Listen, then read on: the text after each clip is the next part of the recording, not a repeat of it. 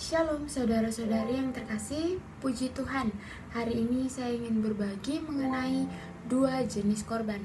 Pembacaan Alkitab terambil dalam Kejadian 3 ayat 7, Roma 8 ayat 6-8, Filipi 3 ayat 3-4. Melalui beberapa pasal ini Allah mau supaya kita nampak sebenarnya jalan apakah yang ditentukannya untuk kita tempuh.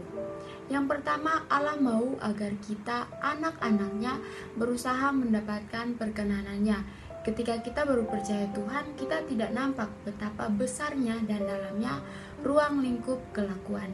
Kita mengira bahwa kelakuan adalah harapan manusia untuk berbuat sesuatu untuk menyelamatkan diri sendiri.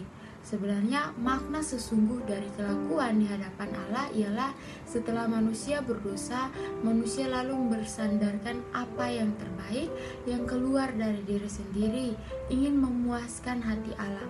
Manusia tahu bahwa dirinya itu telanjang, dia tahu bahwa dirinya memalukan, dia tahu bahwa di hadapan Allah dirinya tidak diperkenan. Dia lalu bersandarkan diri sendiri, mencari akal untuk menutupi diri.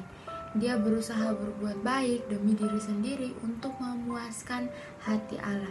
Perkenanan Allah bukan ketika kita berusaha berbuat baik untuk kita atau untuk menutupi semua kesalahan kita, melainkan bagaimana kita menyadari tentang pengorbanan yang sudah diberikan bagi kita.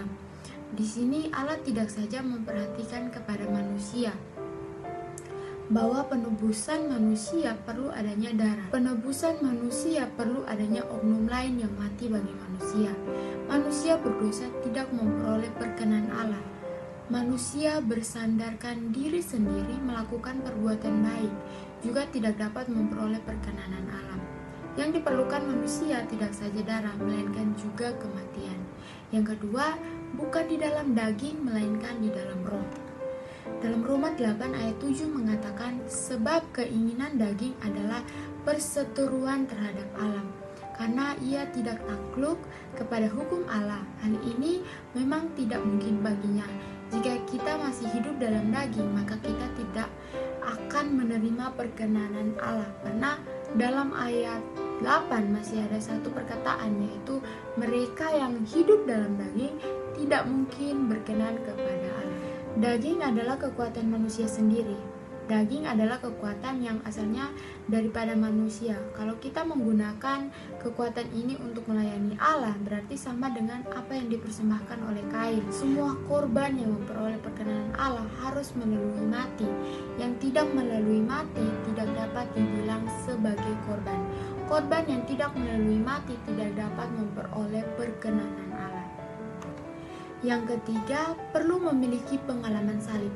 Salib adalah satu pekerjaan Allah di atas diri kita. Suatu hari Tuhan membelas kasihani kita, menerangi kita, karena penerangan inilah kita tidak dapat bangun.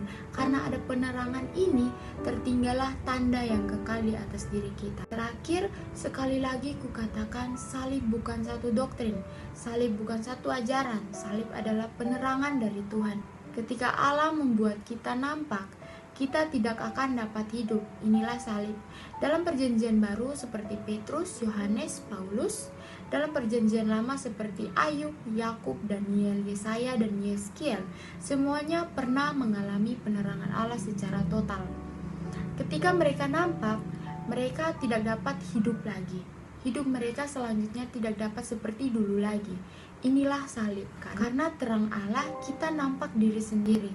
Kita tidak dapat hidup sebagai kita yang dulu lagi. Inilah salib, ketika kita nampak bahwa bahan yang berasal dari diri kita tidak ada satupun yang dapat memperoleh perkenanan Allah. Kita akan hanya dapat bertelut di tanah. Inilah yang disebut salib.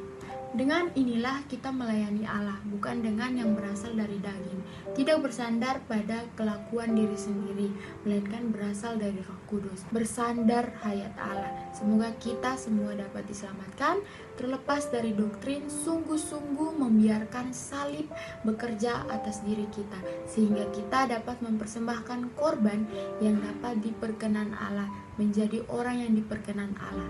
Amin. Tuhan Yesus memberkati.